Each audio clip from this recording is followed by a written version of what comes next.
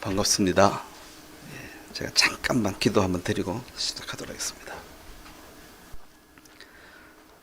살아계시는 하나님 우리 아버지, 하나님께서 예수님을 통한 큰 구원을 우리에게 허락해 주신 것을 감사하고, 구원은 말로만 된 것이 아니라 성령이 친히 우리 안에 함께 임재하심으로 이제 임마누엘 하신, 우리와 동행하시는 하나님이 되셨음을 인하여 감사를 드립니다.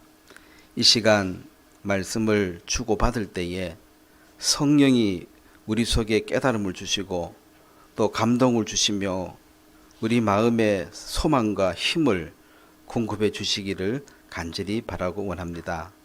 악한 마귀가 우리의 생각을 흩틀지 못하도록 주님 우리를 지켜주시기를 바랍니다. 감사를 드리고 예수님의 이름으로 기도했습니다. 아멘. 오늘은 큰 영광의 구원이라는 제목으로 제가 말씀을 전하고 싶은데, 이게 물 조금 하나님이 우리에게 베푸신 이 사랑이 얼마나 큰지는 사실은 사람이 좀 미련해서 어떤 것을 이제 소유하기 전에 굉장히 그걸 갖고 싶어 하고 또 잊어버리죠. 그 없어졌을 때 그 소중함을 알지만 갖고 있는 동안에는 잘 모른다 하더라고요. 그래서 너무너무 이제 소중한 것이라도 늘 이제 공기나 물도, 공기가, 이 산소가 얼마나 소중한지 이제 군대에서 화생방 훈련 한번 들어가보면 알아요. 딱 3분을 견디는데 이제 이 산소, 신선한 공기가 아니고 그 아주 고약하고 독한 냄새인데 3분을 견디는데 죽을 것만 같아요. 그래서 이제 밖에 나오면은 그렇게 이제 이 공기가 감사하고, 우리가 또 물이 이렇게 소중하지만 물 없는 곳에 살아본 적이 없으므로, 자, 성경에 그 누가복음 16장에 부자가 음부에서 물 한 방울을 달라고 요청을 했는데 그 한 방울의 물이 얼마나 소중한지를 안 거죠.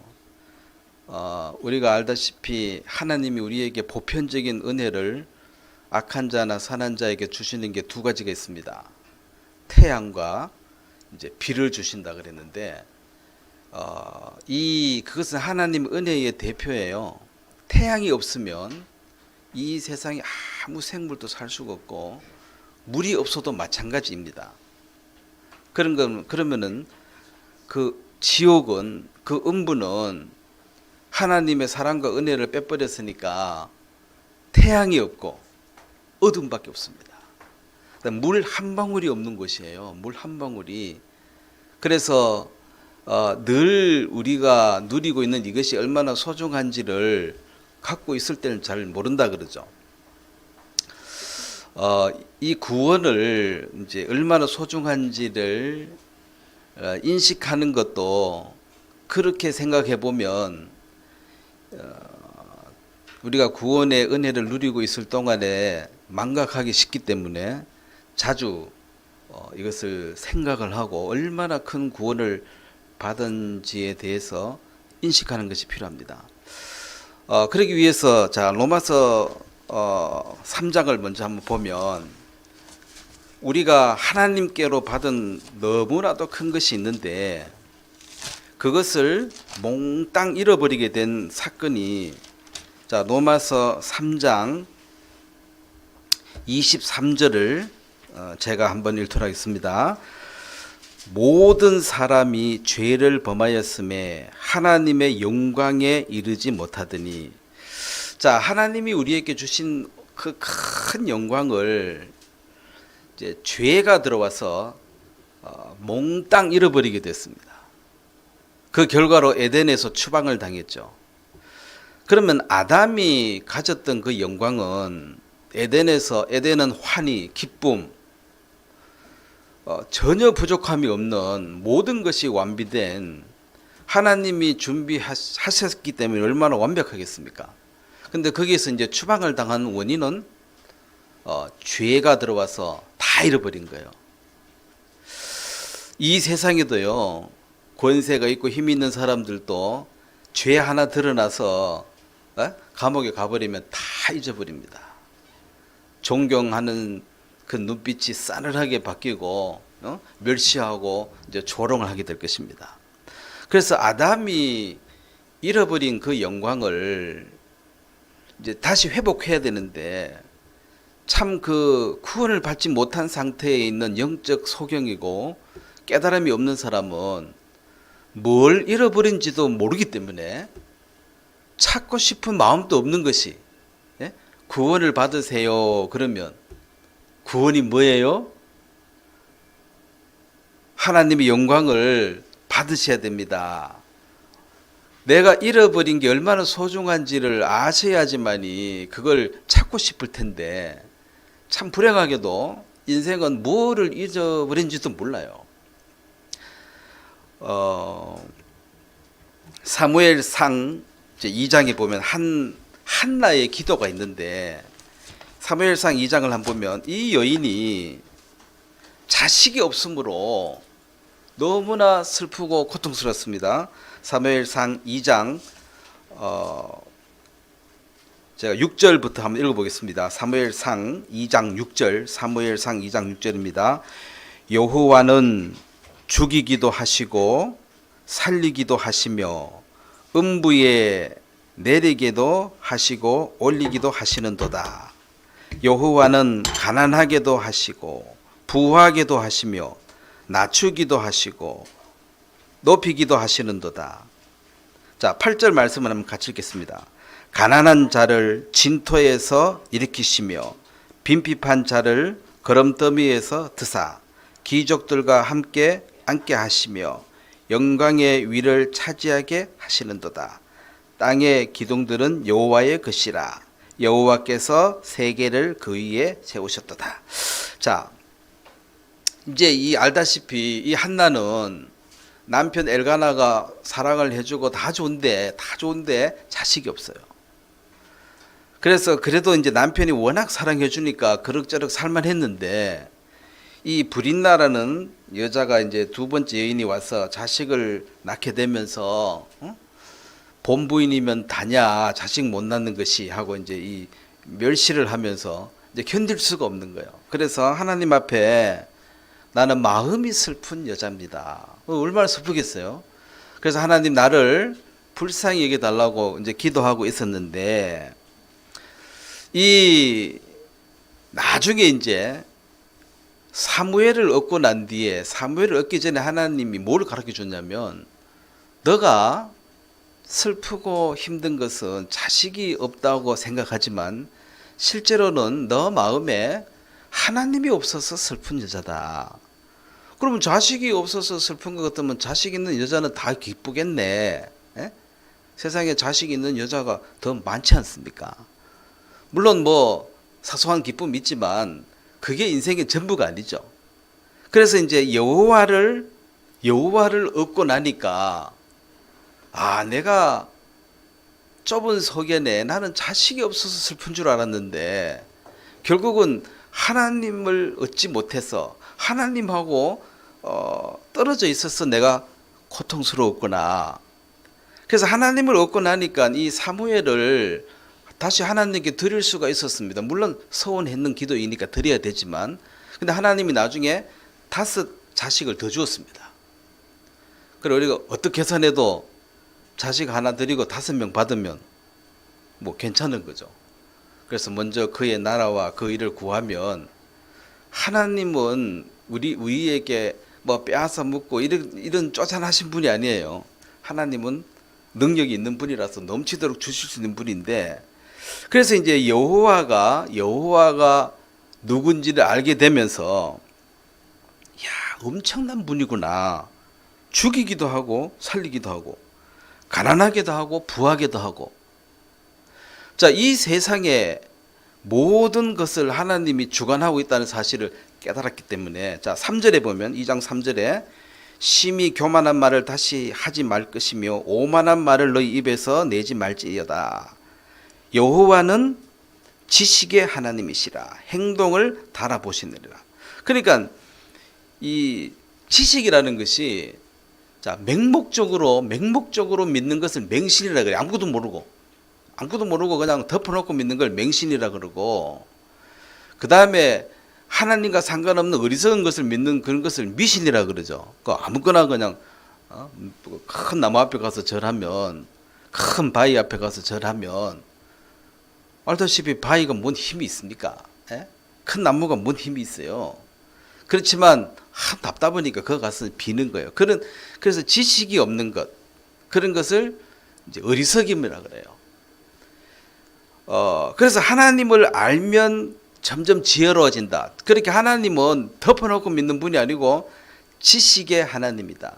자, 거기에 2장 12절에 보면 대조적인 사람이 나오는데, 엘리의 아들들은 불량자라 여호와를 알지 아니하더라. 지식의 하나님을 하나씩 배워갈수록 여러분 아는 것만큼 믿을 수가 있지. 예? 덮어놓고 어떻게 믿습니까? 그래서 이 엘리의 아들들은 여호와를 알 수 있는 너무나 좋은 위치에 있음에도 불구하고 하나님을 배우는 데는 아예 마음이 없고, 여기 보면은 뭐 고기를 빼앗아 먹고 이 여인들과 동침하고 완전히 육신을 위해 살아간, 이쪽에만 눈이 밝아져 있는 사람이에요. 이걸 불량한 사람이라 그래요. 이런 사람을 어리석은 사람이라고 합니다. 누구보다도 하나님을 배울 수 있는, 왜 제사장의 아들이니까 너무너무 좋은 위치에 있었는데, 어쨌든 한나는 이 엄청나신 하나님을 알게 되고 믿게 되면서 인생이 달라졌습니다. 자식이 없는 것이 원인이 되어졌는데 결과적으로는 하나님을 얻었습니다. 자, 성경에 제가 찾지는 않겠습니다만은 열왕기하 5장에 보면 나만 장군이 나오는데, 그는 큰 군대 장관이나 문둥병자더라. 이 문둥병을 낳기 위해서 아무리 발부둥을 쳐도 하나님이 저주한 문둥병을 낳을 수가 없어서 어쨌든 이런저런 여러 사연을 거쳐서 엘리사 앞에 섰는데 7번 요단강에 씻으면 깨끗하게 될 것이다. 뭐 말도 안 되는 소리 같았죠. 그렇지만 다른 데는 길이 없었습니다. 뭐 말이라도 문둥병 낫는다 한 말 해주는 사람도 없었기 때문에 이제 마음을 꺾고 7번 순종을 했는데, 만약 안 나았더라면 난리 났을 거예요. 나와버렸어요. 그러면서 이제는 내가 이스라엘 외에는 참 신이 없는 줄 알고 이제는 내가 여호와께만 경배하리다. 그 인생에 이제 하나님과 딱 연결이 되는 거예요. 이것도 우리가 중요한 교훈인 것이, 군대 장관으로 이 땅에서 승승장구하고 잘 사는 것도 하나님이 주신 복 맞습니다. 그렇지만 군대 장관하다 죽은 사람은 세상에 많아요. 근데 문둥병이라는 것은 겉으로 보면 저주스럽습니다. 그렇지만 이 문둥병을 풀려면은 누구 앞에 가야 됩니까? 하나님 앞에 나가지 않고는 풀 방법이 없어요. 그래서 하나님이 나한테 찾아오라, 내게로 오라는 그 요청이 우리에게 고난을 주는 거예요. 사람이 뭐가 잘 될 때는 마음이 들떠가지고 정신이 차분하지를 못해요. 사람이 고난이 오고 어려우면 아주 진지해집니다. 나만이 사람들에게 높임 받을 때는 정신이 약간 흥분된 상태죠. 근데 문둥병으로 죽을 수밖에 없는 처절한 위치 속에 들어가니까 이제 냉정해집니다. 주위에 사람의 어떤 소리도 더 이상 위로가 안 돼요. 내 마음에 그 어떤 고통과 문제는 사람의 말로 위로가 되는 게 아닙니다. 사람의 말 듣고 위로가 되는 것은 사실은 문제도 아니에요. 그냥 문제인 척 하는 거지. 진짜 문제는 하나님 외에는 해결책이 없어요. 그래서 이 나만 장군이 하나님을 만날 수 있는 계기가 군대 장관이란 타이틀이 아니라 문둥병 때문에 하나님을 만날 수 있는 원인이 된 거예요. 지난주에도 제가 얘기했습니다. 우리의 구원은 기가 막힐 구덩이와 수렁에서 끌어올리셔서 우리의 발을 반석 위에 두셨다. 인생을 살다가 수렁에 빠졌는데, 늪에 빠졌는데 노력을 하고 나오려고 애쓸수록 뭔가 진전이 되어지면은 보람이 있죠. 했는 만큼 뭐 결과가 있으니까. 노력을 했는데 점점 더 빠져들어가. 그때 사람들은 위기를 느낍니다. 해도 더 망해가네. 그럼 나의 수고가 의미가 없는 거 아닙니까? 노력했는 것만큼 요만큼 발전이 돼야 힘을 으쌰 좀 더 해보자 이렇게 하는데 노력했는데 더 빠져버렸으니까. 더 허우적거리고 더 애를 쓴 발버둥 치면은 이제 더 빠져 죽을 실정이니까 아이고 이제 가만히 있어야 돼. 누가 와서 빼내주지 않으면 꼼짝달싹할 수 없는 게 구원받을 위치에 있는 것입니다. 우리가 그 수렁에 빠졌다가 누가 꺼내서 건짐을 받았거든. 그것이 시편 40편에 있는 그 구원의 얘기고, 이사야 51장에도 너희를 떠낸 반석과 너희를 퍼낸 우묵한 구덩이를 생각하여 보라. 우묵한 구덩이. 구원받기 전에 내가 어디에 처박혀 있었느냐. 우묵한 구덩이에 빠졌는데 스다리가 있고 무슨 줄이 있어야지 기 나올 텐데 보니까 스다리도 없고 줄도 없어요. 꼼짝없이 죽은 거예요. 꼼짝없이. 그때 주님께서 나를 건져주셨기 때문에 구원은 100% 구원자에 의해서 되어지는 것이지 내가 노력해서 나온 것이 아니었다고 얘기했습니다. 자, 그러면 이 영광의 위치에 있던 우리를 내가 욥기 25장에도 보면 벌레인 사람, 구덕인 인생이랴. 이것은 자 이제 외국에 다니다 보면 공항이요. 미국 애틀란타가 공항 가니까 너무 커. 너무 큰데 그런 공항이 4개나 있어요. 그래서 여기서 A에서 내려가지고 D 타라 그러면 정신이 없어. 그러면 이제 내가 D로 찾아가려 그러면 차 타고 한참 가야 되는데 제일 중요한 게 2가지입니다. 현 내 위치를 아셔야 돼. 버튼을 딱 눌러 현 내 위치가 어디고 이걸 파악하고 그 다음에 내가 찾아가야 될 위치를 정확하게 알 때 뭔가 이제 움직일 수가 있는 거예요. 우리가 구원을 받는 것도 그렇습니다. 지금 내 위치를 알아야지. 그 다음에 내가 도달해야 될 곳이 하나님의 영광, 거룩한 자, 흠 없는 자, 요 2 시점을 알아야지 뭔가를 움직일 수가 있지. 어딘지도 모르고 내가 어딘지를 모르고 지도 봐도 몰라요. 지도에서 나의 현 위치를 파악하는 것이 첫 번째입니다. 그래서 너 자신을 알라. 소크라테스가 한 말이죠. 제가 소크라테스 얘기는 하고 싶지 않지만 어쨌든 그것도 처음엔 제가 그 말을 우습게 생각했어요. 근데 정말 자신을 안다는 것은 최고의 숙제구나 인생이. 응?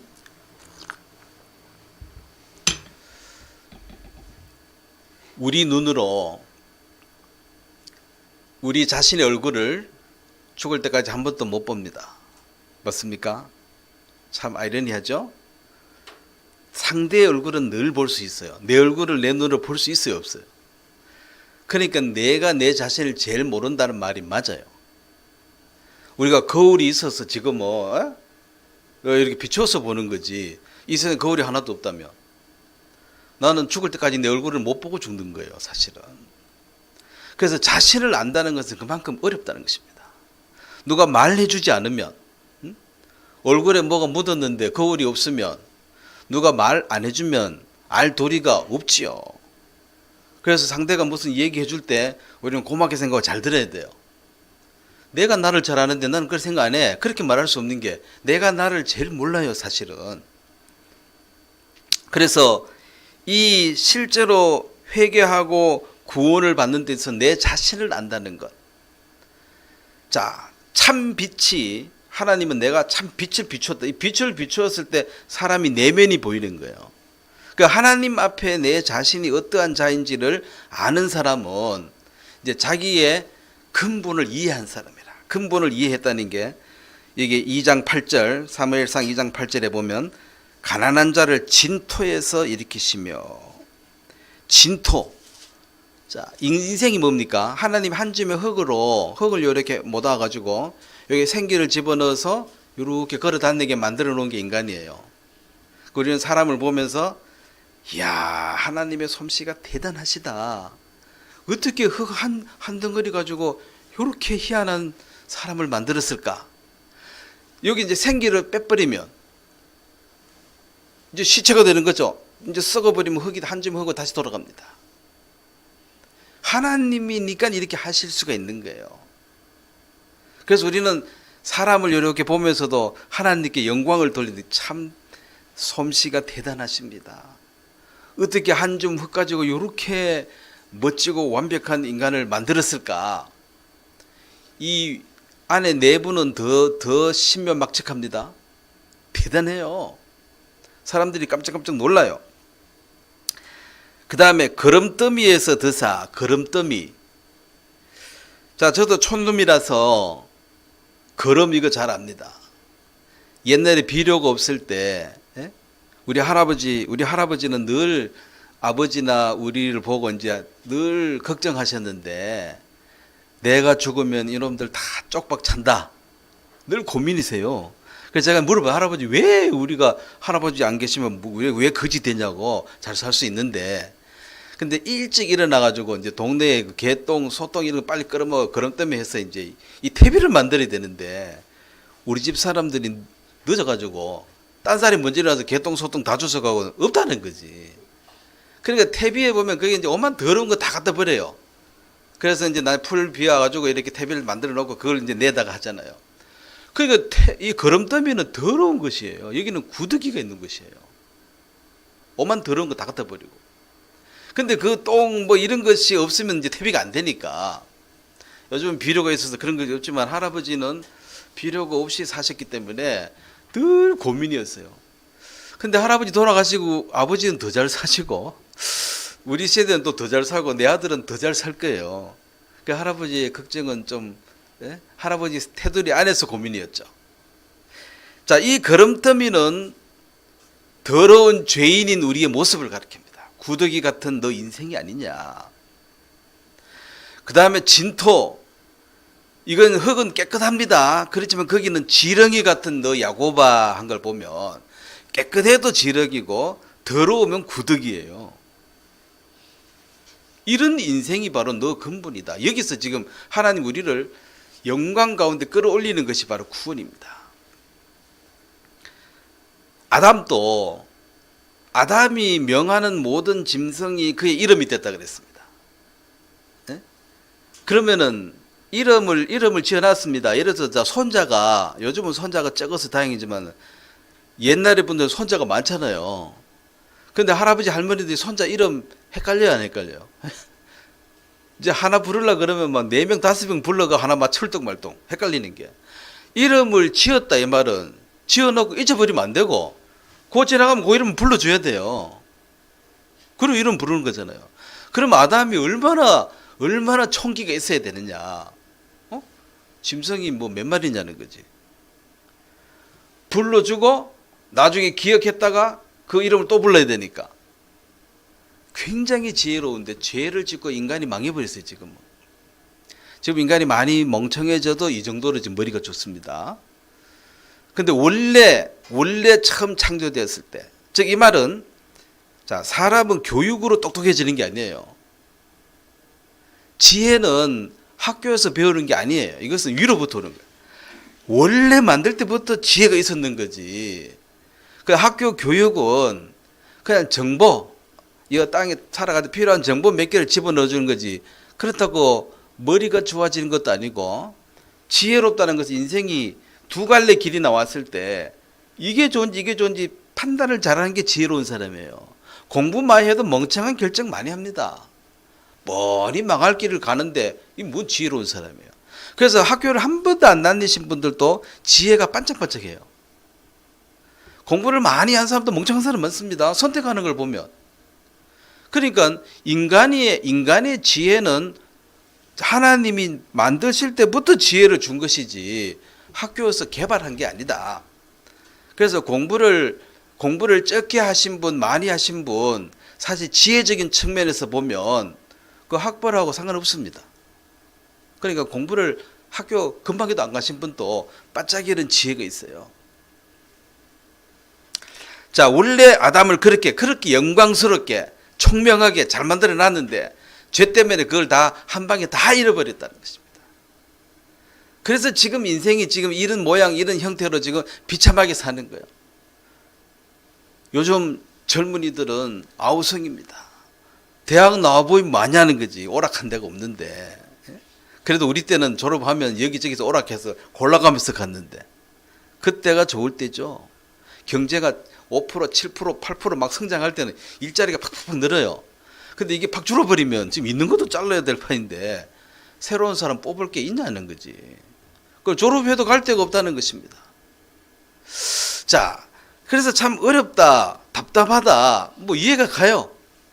그럼 왜 하나님이 자, 인생을 어렵게 하고 힘들게 하는 이유는 본심이 아니다. 이렇게 본심이 아니다. 이면은 우리가 고통스럽고 힘들어하는 모습을 하면 하나님이 보실 때 기분 좋고 즐거운 게 아니고 고통스럽지만 이게 이제 필요하다는 것입니다. 본심은 아니지만 이게 필요하다.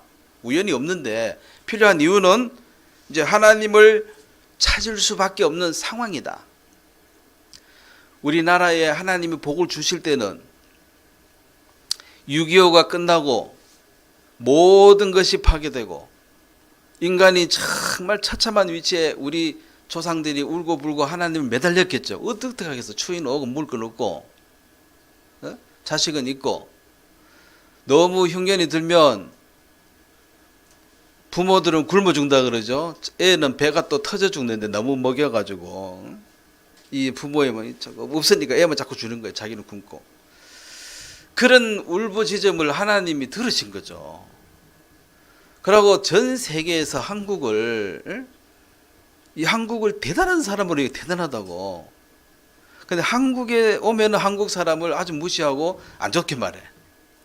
외부에서는 우리를 대단하게 봐요. 한국을 짧은 시간 내에 기적처럼 일어난 나라고 경제와 민주화를 동시에 이런 나라가 세계에 없다는 거지. 그런 부분에 좀 자부심을 가지셔도 되는데 한국 안에 들어오면은 한국 사람 매일 이제 비난해가지고 안 좋게 생각하는데 그렇지 않습니다. 우리 민족이 유대인보다 잘났다 하면 사람들이 그러겠지만 하여튼 유대인 못지않게 똑똑하고 잘 살아요. 어디 갔든 나도. 자, 그런 영광을 잊어버렸다. 그래서 이 영광을 회복하기 위해서 우리는 이미 죄와 저주와 절망에 늪에 지금 빠져서 신음 중인데 스스로 여기서 벗어날 길이 없다는 거예요. 그래서 부득이하게 하나님이 이 땅에 오시다. 그것이 바로 예수님이시다. 자, 빌립보서를 한번 보겠습니다. 빌립보서 2장에 예수님이 이 땅에 오실 수밖에 없는 것은 직접 오셔서 구원하지 않고는 방법이 없었습니다. 수렁에 빠졌는데 본인이 직접 수렁에 내려가셔서 우리를 보듬어 같이 올라오는 수밖에 없다는 거죠. 빌립보서 2장 6절을 제가 읽도록 하겠습니다. 그는 근본 하나님의 본체시나 하나님과 동등됨을 취할 것으로 여기지 아니하시고 오히려 자기를 비워 종의 형체를 가져 사람들과 같이 되었고. 자, 8절은 한번 같이 읽겠습니다. 사람의 모양으로 나타나셨음에 자기를 낮추시고 죽기까지 복종하셨으니 곧 십자가에서 죽으심이니라. 자, 원래 성부, 성자, 성령 이 성삼위일체는 한 하나님이십니다. 근데 하나님은 우리의 구원을 계획하신 분이에요. 그리고 이 구원을 실행하실 분, 실제로 이루실 분은 성자 예수님이 이 땅에 오셔서 이루신 분이고, 성령 하나님은 이 이루어진 구원을 증거하는 영입니다. 그 역할이 달라요. 그렇지만 같은 하나님이세요. 그래서 이제 육체를 입고 이 땅에 왔는데 아까 얘기했지만 인간은 깨끗해봐야 지렁이고 더러우면 구더기인데 그런 지렁이 같은 구더기 같은 인간의 몸을 입고 왔으니 당연히 멸시를 당하죠. 너가 하나님이냐? 지렁이로 보이는데 멸시를 당했습니다.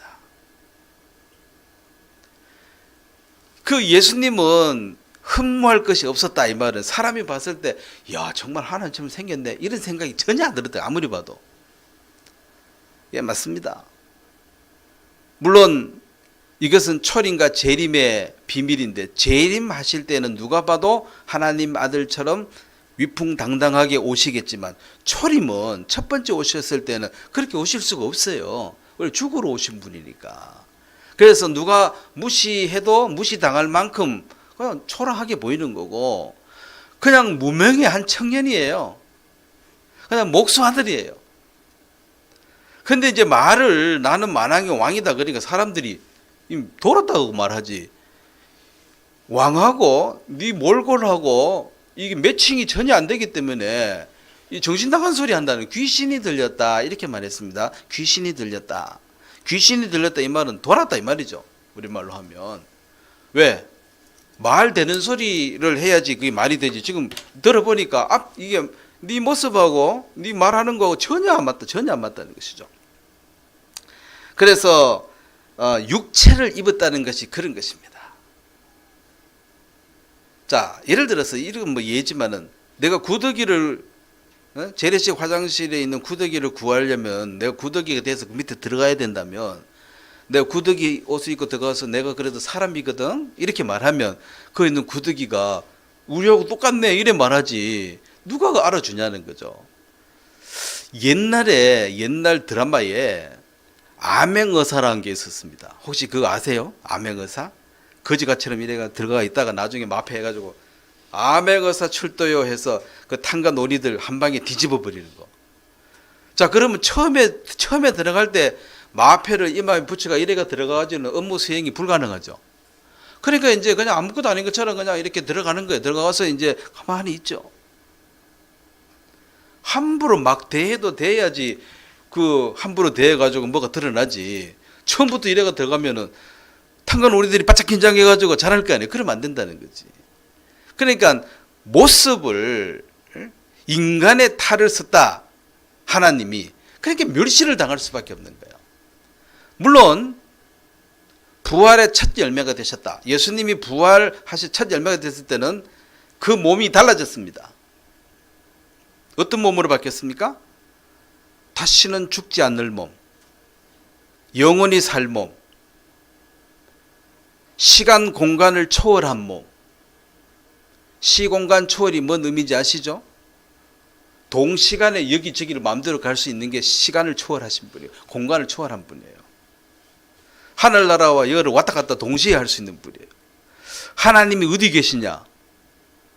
하나님은 어디 있다고 말 안 하고 내가 없는 데가 없다 그랬죠. 무소부재라 그랬죠. 우리의 머리를 이해 안 가. 우리는 시간대에 갇혀 있으니까 과거와 현재 미래를 우리 나눌 수밖에 없는데 영원히 사시는 분은 그게 같다 이거지. 자, 이해가 안 되시는 것은 믿으셔야 돼요. 수학, 과학, 공식도 이해 잘 되는 분은 안 해도 돼. 근데 머리 나쁘시면 공식을 외우셔야 돼요. 왜냐면 내가 이해가 안 되는데. 자, 성경은 이해하라고 준 책이라고만 말할 수 없는 게 성경은 이해하라고 줬습니까? 믿으라고 줬습니까? 믿으라고 줬습니다. 다행히 이해되는 게 몇 개 있으면 다행이고 이해 안 돼도 할 수 없어요. 이해 안 되는 건 하나님 잘못이 아닙니다. 여러분이 머리 안 좋은 탓이지. 그렇지 않습니까? 아이고 이해가 안 되네. 자, 하루살이에게 매미가 재밌게 놀다가 아쉽네. 내일 우리 또 만나서 놀자. 하루살이는 내일이 뭐냐고. 내일을 왜 몰라? 오늘하고 똑같은 거 내일 또 오잖아. 아니 오늘 죽으면 끝 아니냐고. 그거는 네 생각이고 내일이 또 있어. 이해가 안 되네. 그러니까 하루살이지 너는. 그럼 어떻게 해야지 내일을 이해할 수 있습니까? 거기에 믿음이라는 게 필요합니다. 매미가 하는 말을 그대로 받아들이는 게 믿음이에요. 이해가 안 되네. 당연히 이해가 안 되지. 하루 사는 주제에 내일을 어떻게 할 거냐고. 자, 예수님이 이 땅에 오셨어요. 이 세상이 있고 저 세상이 있다. 그런 게 어디 있냐고. 죽으면 끝이지. 그렇죠. 죽으면 끝이면 예수님이 이 땅에 오실 필요도 없고, 나는 위에서 왔다는 거지. 우리는 여기 살다가 죽어서 저쪽으로 가는 거고, 여기 일방통행입니다. 왔다 갔다 하는 데가 아니에요. 한 번 가면 끝이에요. 저쪽 세계에서 이쪽으로 오신 분이에요, 예수님은. 일로 오셔서 또 가시고 왔다 갔다 마음대로 할 수 있는 분이에요. 그럼 저쪽 세계에 대한 모든 정보는 누구한테 들어야 돼요? 저쪽에서 오신 분한테 들어야지. 그래서 예수님은 그 내가 길이요 진리요 생명이에요. 영어로 the way, 하나밖에 없다는 것입니다. 저쪽 세계에 관한 얘기 듣고 싶으면 누구 말 들어야 돼요? 내 말만 들어라. 저쪽 세계 어디 있냐고? 있으니까 내가 왔지. 나는 이해가 안 된다고. 그 이해 안 된 건 네가 머리가 지혜가 모자라니까 그런 거지. 그래서 이제 믿음이라는 이 연결고리가 없으면 우리가 하나님과 연결이 안 돼요. 안 믿으면 풀어져 버려요. 사람과 사람 사이에도 사실은 눈에 보이지 않지만 믿음이란 것은 굉장히 그게 기초예요. 예를 들어서 내가 자매님 믿지는 못하는데 우리가 밥이나 함께 먹을까요? 믿지는 못하는데 뭘 밥을 먹어? 그럼 밥 먹을 때도 불안해. 독 탔는지 몰라가지고. 그렇지 않습니까? 믿지는 못하는데 같이 한번 사업해 볼까요? 이게 말이 안 돼요. 모든 관계에 믿음은 기초입니다. 눈에 보이지 않지만 부부 사이에도 내가 너 믿지는 못하겠는데? 이러면 모든 게 불행해집니다. 부모 자식 간에 마찬가지예요. 그래서 믿음은 눈에 보이지 않지만 우리 관계에 있어서 가장 중요한 것이고 가장 기초가 되는 것인데, 그래서 믿음이 없이는 하나님 기쁘시기 못한다. 사람도 마찬가지입니다. 나는 당신을 믿지는 못해요. 그렇지만 뭐 한번 해봅시다. 그래가지고 기쁨이 되겠냐는 거죠. 믿어주지도 않는데. 특히 남자들은 그게 더 심해요. 자기를 낳아주신 부모님께도 감사하지만 자기를 믿어준 사람을 위해서는 목숨까지 바칠 수 있다는 거예요. 믿지도 않는데 뭘 믿지도 못하는데 한번 같이 일을 해볼까? 이제 그래가지고는 일이 안 된다는 소리지. 자, 어쨌든 믿음이라는 것은 앞으로 계속 배워야 될 부분이지만은 연결고리입니다. 이 믿음이 없으면 아무 연결이 안 돼요. 다 따로따로 놀아요. 자, 하나님을 기쁘시게 하는데 가장 기본은 믿음이죠. 자, 예수님이 이 땅에 오셨는데 몰골이 목수아들로 왔기 때문에 사람들이 봤을 때 딱 보니까 하나님하고 금방이도 안 갔어요. 그래서 멸시를 당하는 것입니다. 그리고 뺨 때리고 침 뱉고 죽여버렸죠. 그 죽일 때 그 사람들의 마음에 당연히 죽을 놈은 죽었다 이런 생각했지, 미안하고 죄송하다는 마음도 없었어요. 왜? 말을 들어보는, 하나님의 아들이라고 말하니까 이 건방지고 하나님 이름을 모독하고, 특히 유대인들은 하나님은 몇 분이라고요? 한 분인데 또 자기가 또 하나님이래. 그러니까 이거는 완전히 우상이다 이거지. 하나님 한 분인데 뭐가 하나님이냐. 삼위일체를 유대인들은 아직도 이해를 못해요. 우리가 침례를 받을 때 성부와 성자와 성령의 이름으로 침례를 행하라 그랬거든. 너는 죽었고 이제 새 사람이 됐다는 걸 행하라 그랬는데, 성부밖에 몰라. 성자도 모르고 성령을 모르면 그들은 침례를 받을 수가 없는 거예요. 하나님을 아는 게 아니에요. 그래서 많은 오해가 있습니다. 아직도 풀어지지가 않는데, 이거 언제 풀어지냐면 예수님이 재림할 때 그분이네? 우리가 그렇게 뺨 때리고 침벽했던 그분이 만왕의 왕이시네? 그래서 모든 무릎을 꿇게 될 것입니다. 나의 왕이시여.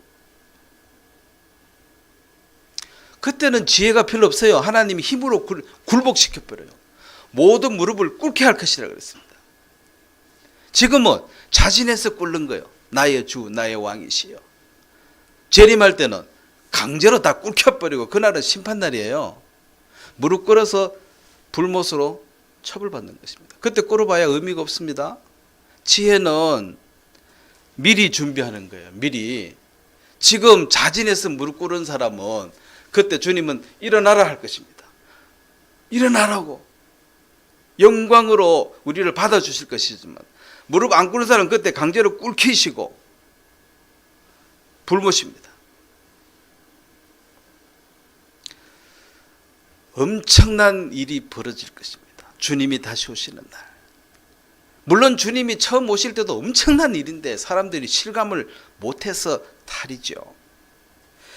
자, 요한복음 10장을 보면 그 육체를 입고 땅에 오신 예수님이 어떤 일을 하실 것을 이미 예언했습니다. 사람의 말이 힘이 있으려면 말과 그 했는 말을 그 사람이 실행을 잘 하셔야 돼요. 말하고 행동하고 일치가 안 되면 그 말이 힘이 빠지는 거죠. 말하고 실행하고 계속 이게 일치가 되면 그 사람 말은 힘이 있는 것입니다. 자, 예수님께서 요한복음 10장 17절 제가 읽겠습니다. 아버지께서 나를 사랑하시는 것은 내가 다시 목숨을 얻기 위하여 목숨을 버림이라. 자, 18절은 같이 읽겠습니다. 이를 내게서 빼앗는 자가 있는 것이 아니라 내가 스스로 버리노라. 나는 버릴 권세도 있고 다시 얻을 권세도 있으니 이 계명은 내 아버지에게서 받았노라 하시니라. 자, 여기 17절에 나를 사랑하시는 것은 내가 다시 목숨을 얻기 위하여 목숨을 버림이라. 버릴 목숨은 7, 80 살달 죽은 이 육체의 목숨을 버립니다. 주님은 십자가에 버리고 다시 얻는 것은 부활의 첫 열매로 영원히 죽지 않을 목숨으로 주님은 다시 돌아오십니다. 자, 우리에게도 이 과정을 따르게 합니다. 십자가에 우리가 죽고 주님과 함께 부활해서 새 생명을 얻은 자로 영원히 살 자로. 자, 천사들이 우리를 부러워하는 것이 자, 맨 위에 1등급이죠. 맨 위에 하나님, 예수님, 성자, 성부, 성자, 성령 이 하나님이 최고로 위에 있습니다. 두 번째는 죄인인 우리보다 지금 한 단계 위에 있는 게 천사들이에요. 거룩한 영의 천사. 이 천사들은 자, 천사가 누군가를 한번 보겠습니다. 여러 군데를 볼 수 있겠지만 시편 103편을 한번 보면 천사들은 하나님의 부리는 종입니다. 자, 하나님이 말씀을 하시면 그걸 누가 실행을 해야 안 됩니까? 그 실행자, 즉 하나님의 일을 도와주는 심부름꾼, 부리는 종. 시편 103편 20절, 자 19절부터 제가 읽겠습니다. 시편 103편 19절. 여호와께서 그 보좌를 하늘에 세우시고 그 정권으로 만유를 통치하시도다. 자, 20절은 같이 읽겠습니다. 능력이 있어 여호와의 말씀을 이루며 그 말씀의 소리를 듣는 너희 천사여 여호와를 송축하라. 자, 여기 보면은 능력이 있는 것이 천사의 첫 번째 특징입니다. 능력이 있어야 돼요. 그 다음에 거룩해야 됩니다. 자, 여기 보면은 능력이 있어 여호와의 말씀을 이루며 이 말씀을 실제로 빛이 있으라. 별이 하늘의 별처럼 많게 되는 이런 우주 형성 과정에 그 실무자로 일해야 될 사람이 천사예요. 천사가 다 만들어내야 됩니다. 그리고 말씀 그 20절에 그 말씀의 소리를 듣는 너희 천사여. 듣는다 이 말이. 야고보서에도 나오는 말씀인데 제가 나중에 다시 하겠습니다만은 자, 물을 한 컵 좀 떠오세요. 제가 아까 얘기했죠. 그 물을 갖고 왔습니다. 듣는다는 말은 물 떠오세요. 다 들었죠. 예? 자, 물 떠오세요. 들었습니까? 예, 들었습니다. 근데 여기 물을 안 떠와 아무도. 그건 들은 게 아니란 거죠. 열로 듣고 열로 나가버렸으니까. 들었다는 말은 들었고 여기서 작동이 돼서 결과적으로 이게 물을 갖고 오는 게 들은 거예요. 그 아무나 말씀을 못 듣는 게 듣고 내가 실행할 능력이 없으면 못 받는 거지 나는. 자, 천사는 말씀을 들었다는 것은 하늘의 별을 만들어라 했을 때 만들 수 있어야 돼요. 능력이 있어야 돼요.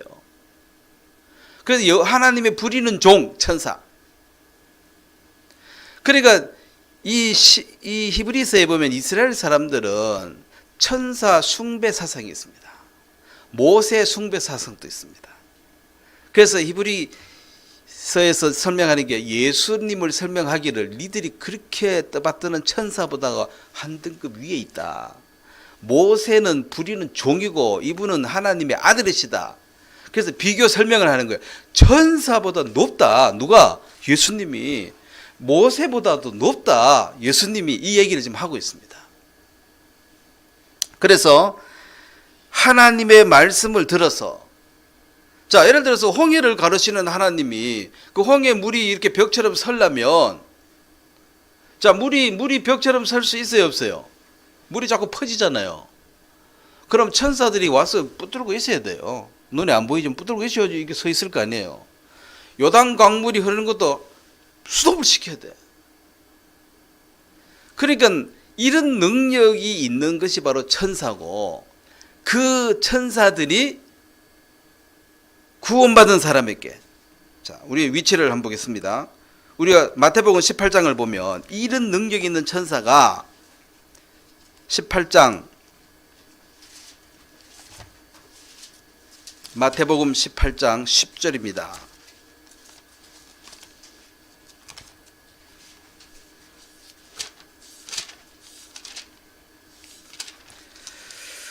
제가 한번 읽겠습니다.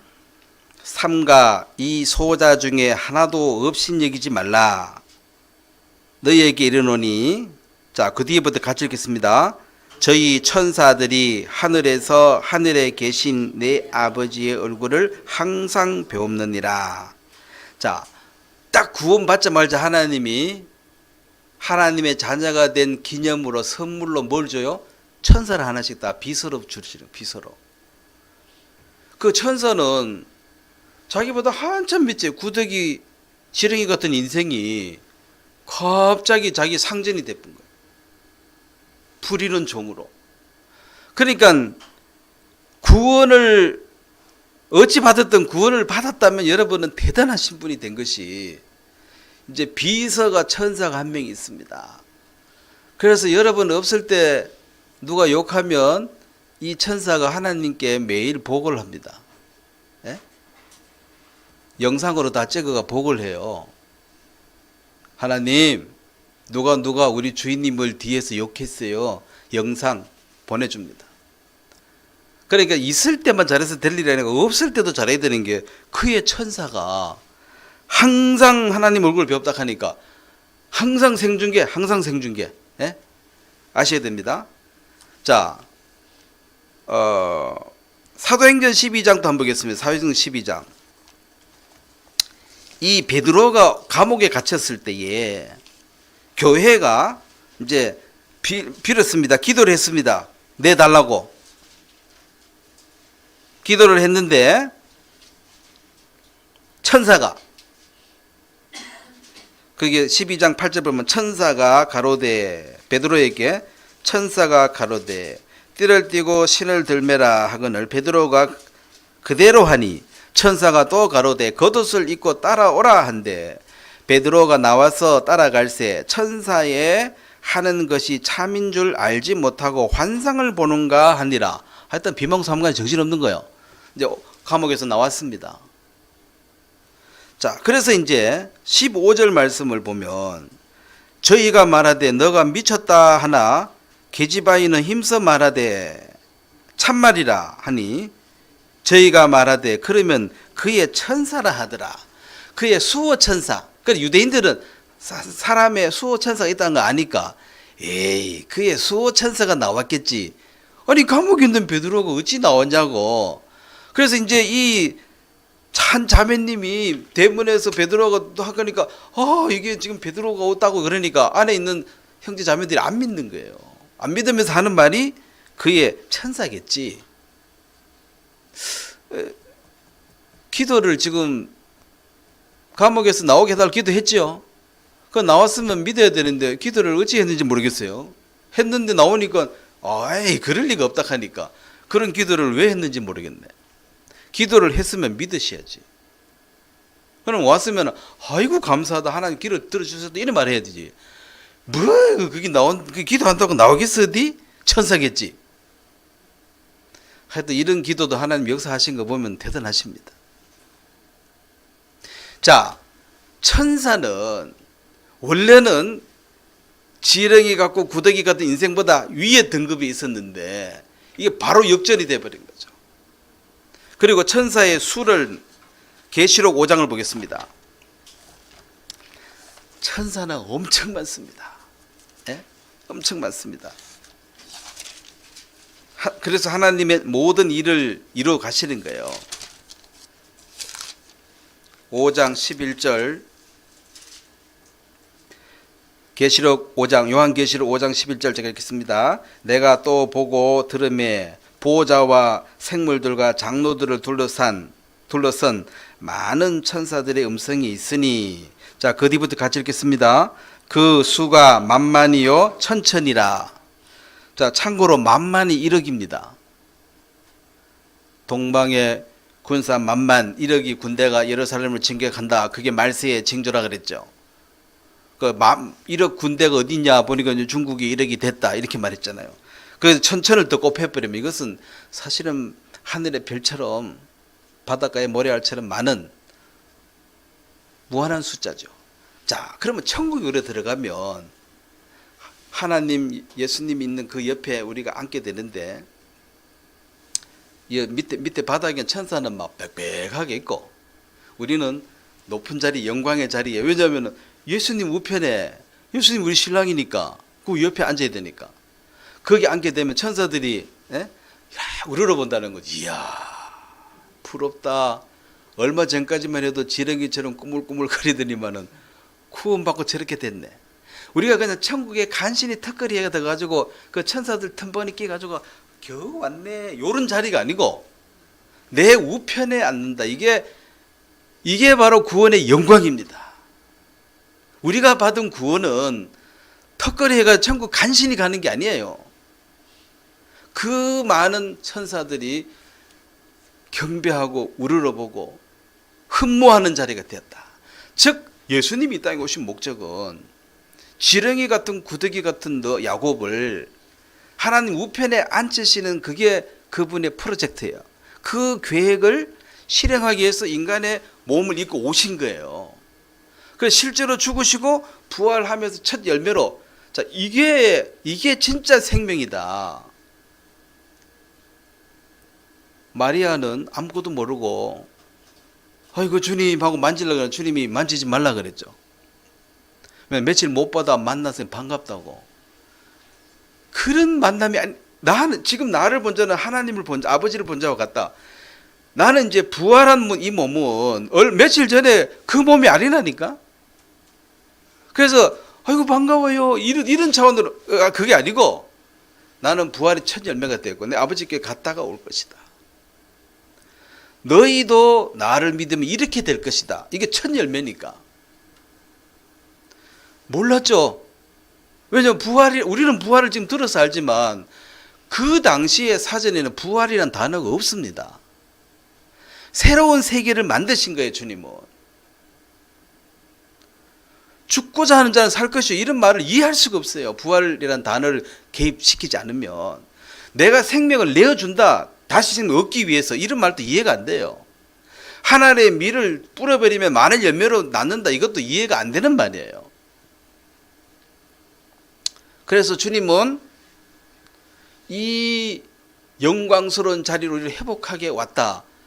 이것이 너희가 받을 영광의 구원이라는 것입니다.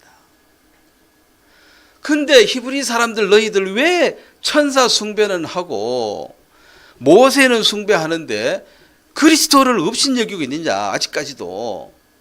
히브리 사람들에게 적은 편지예요. 하나님을 알면 뭐하냐는 거지. 예수님을 모르고 구원을 못 받았는데. 참 안타깝지만 예수님이 다시 재림하면 유대인들은 다 회개합니다. 하나님, 우리가 너무너무 잘못했습니다. 세상에 하나님의 아들을 우리가 죽였네요. 우리는 진짜 몰랐어요. 예수님은 고향을 방문했을 때, 사실 때입니다. 마가복음 6장에 보면 내가 메시아다 하니까 고향 사람들이 참, 내가 네 동생도 알고 네 누이도 알고, 예? 우리가 함께 한 세월이 얼만데 어디 와서 지금 거짓말을 하고 사기치냐는 거지. 너는 목수 아들이라고. 딴 데 가서는 뭐 거짓말 할지 몰라도 고향에 와서는 그러지 말라는 거지. 우리가 너를 다 아는데. 그래서 예수님도 육체대로 알면 망한다 그랬습니다. 자, 물어보겠습니다. 그 고향 사람들이 예수님을 잘 안다고 말했는데 진짜 잘 안 거예요? 진짜 잘 알면 어떻게 믿어야 돼요? 메시아로 믿어야지. 목사 아들이라고 하면 안 되죠. 자기가 아는 그것이 전부인 줄 알아요. 거기서 썩는 거예요. 우리보다 더 잘하는 사람 있으면 나와보라 이거지. 근데 전체적으로 보면 너희들만큼 무식한 사람이 또 어디 있냐는 거지. 그렇게 같이 있으면서도 왜 모르냐? 우리는 보지도 않고 지금 잘만 믿고 있는데. 그래서 판단을 해야 되는데 나사렛 예수를 목수 아들로 볼 거냐 하나님 아들 볼 거냐를 결정을 해야 됩니다. 그들은 목수 아들로 믿어버렸어요. 그래서 귀신 들렸다 하고 낭떠러지 밀쳐 죽어버린다. 귀신들이 막 동네 어지럽게 골치 아프니까 죽여버리는 거죠. 사단은 자, 예수님이 요한복음 9장이죠. 너희가 본다고 하니 죄가 거저 있느니라.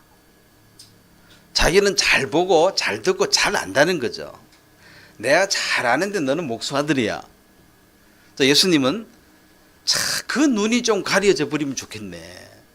새로운 눈이 좀 떠지게. 그래서 눈을 떴다 이 말은 요한복음 4장에 나오는 그 여인은 내가 메시아다 했을 때 예 맞습니다 하고 받아들였잖아요. 근데 동네 사람 내가 메시아다 하니까 귀신 들렸다고 말해버렸으니까. 무슨 근거로 귀신 들렸다고 말합니까? 내가 잘 아는 것, 동생 이름 다 알고 한 동네 살았으니까 다 아는데 이상한 소리 한다는 거지. 그래서 그걸 육체대로 예수를 알면 너희는 망할 것이다 그랬습니다. 이 육신으로 보는 이 눈은 껍데기예요. 목수 아들 그거는 뭐 그게 아니란 게 아니라 침례를 받고 올라오실 때 하나님이 선포했습니다. 이제 내 사랑하는 아들이라고. 물론 옆에 있는 사람들은 뭔 이상한 소리 들리냐 하고 뭔 소리 뭐 알아들었겠죠. 그렇지만 분명히 선포했고 이제는 하나님의 아들로서 산 그걸 공생애라 그래요. 목수 아들은 끝났습니다. 물에 들어갔다 나올 때. 그게 구원받은 사람 의인으로서 침례, 우리가 침례받는 의미가 그와 같습니다. 인간사에 내는 이제 물에 들어가서 장사 지내고 샥 올라올 때는 새 사람이 됐다. 옛 사람은 끝났고 새 사람이 됐다는 것을 의미하는 것입니다. 자, 그러면 말씀을 정리하면 우리가 죄 때문에 잊어버린 것이 무엇이냐? 모든 영광을 다 뺏겨 버렸어요. 그 영광을 나타낸 게 솔로몬의 영광을 봐라. 아수르의 왕의 영광을 봐라. 그 왕비의 자리를 왜 와스티가 거절했잖아요. 에스더가 들어갈 때 127도를 다스리는 그 왕은, 성경의 왕은 만왕의 왕 대신 예수님을 그림자로 보여주는 거예요. 잠시 있다가 죽을 이 왕도 이렇게 영광이 크지 않느냐? 그럼 그의 왕비 되는 것이 적은 일이냐? 아니다 이거죠. 그러면 우리가 예수님이 이 땅에 오셔서 무슨 일을 했느냐? 저 바닥에 있는 인간을 하나님의 영광의 자리로 끌어올리는 이 엄청난 일을 위해서, 이런 엄청난 일은 예수님이 직접 안 하면 못 하시니까. 예수님이 질문했습니다. 38년 된 병자가 일어나서 걸어갈 때 38년 동안 걷지 못한 자가 일어나 걸어가라 하는 것과 죄 사함을 받았다 하는 것이 어느 것이 더 쉽겠느냐? 자, 예수님이 하실 때 어느 것이 더 쉽겠습니까? 38년 동안 걷지 못한 사람을 걷게 하는 것과 죄 사함을 해주는 것과 걷는 것이 쉽습니다. 예, 왜? 그건 말로 하면 되고 죄 사함은 죄 사해졌다 이렇게 말로 해가 됩니까?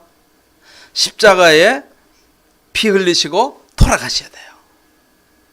가장 어려운 일은 죄 사함입니다. 가장 어려운 일은 구원을 이루는 길이에요. 그래서 친히 하신 것입니다. 친히.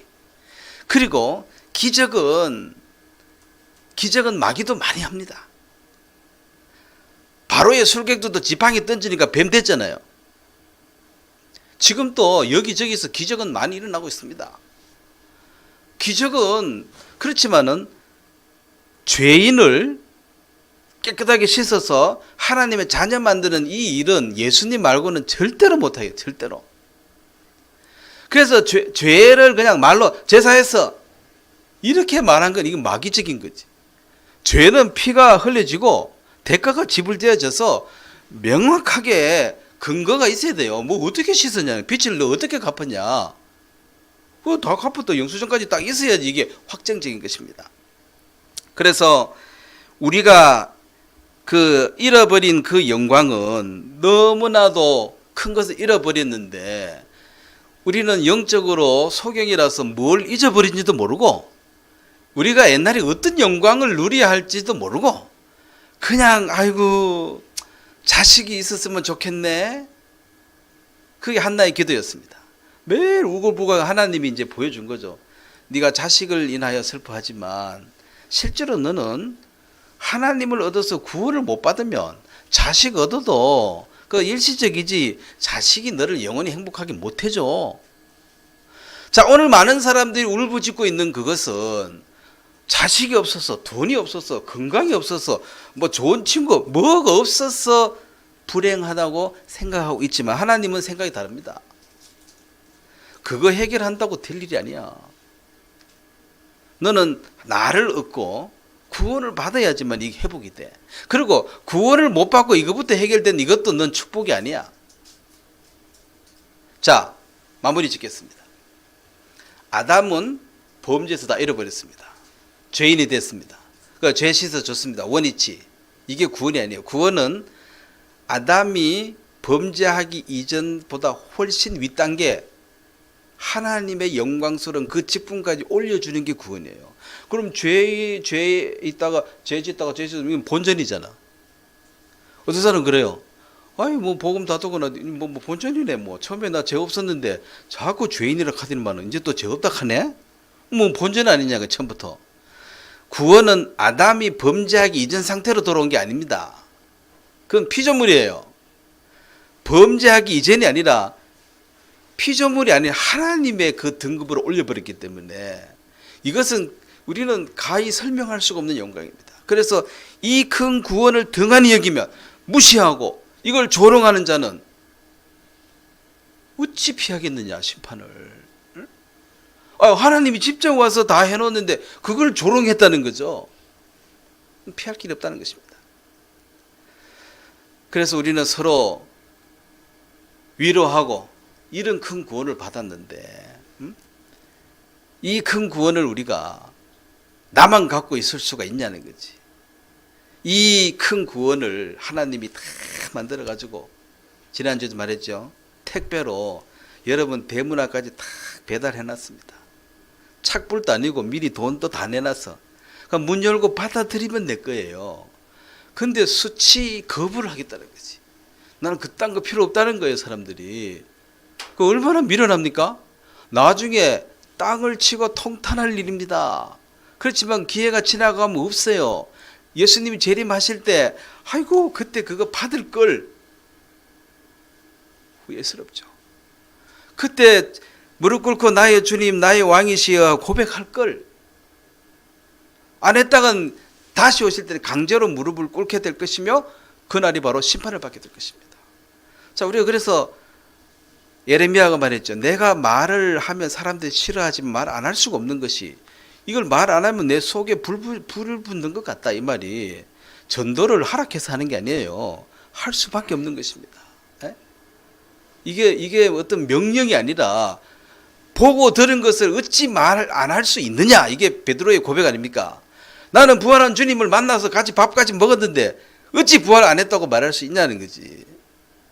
나는 말할 수밖에 없다는 거예요, 그 말을. 그러면 감옥에 넣으려면 넣으라는 거지. 뭐 내가 보고 들은 거 말하는 걸 내가 안 할 수가 없지 않느냐. 그럼 우리는 영원한 속죄를 깨닫고 하나님의 영광을 되찾은 우리가 이 영광스러운 자리를 너가 받으라고 말할 수밖에 없지 않느냐는 거예요. 이거 안 받으면 어떻게 됩니까? 영원한 멸망이에요. 아주 심각한 선택을 해야 되는 게 인생살인데, 이 심각한 거는 모르고 딴 데 가서 신경을 쓰는 거예요. 딴 데. 이러다가 세월 다 보내고 그 결정적인 선택은 못하고 있으면 그게 망하게 되는 것입니다. 그게 안타까움이죠. 예, 오늘 여기까지 말씀을 전하도록 하겠습니다. 제가 한번 기도드리겠습니다.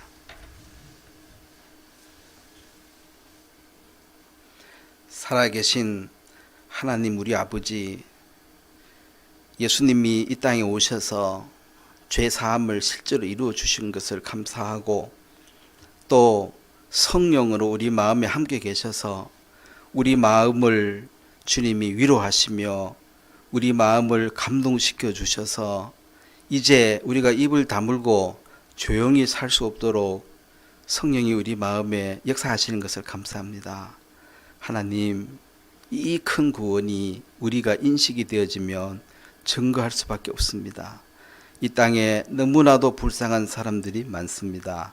그들에게 이 귀한 이 구원의 영광이 그들에 비춰져서 우리와 함께 기뻐하고 우리와 함께 이 복음을 증거하는 귀한 삶을 살 수 있도록 한 사람 한 사람 이끌어 주시길 바랍니다.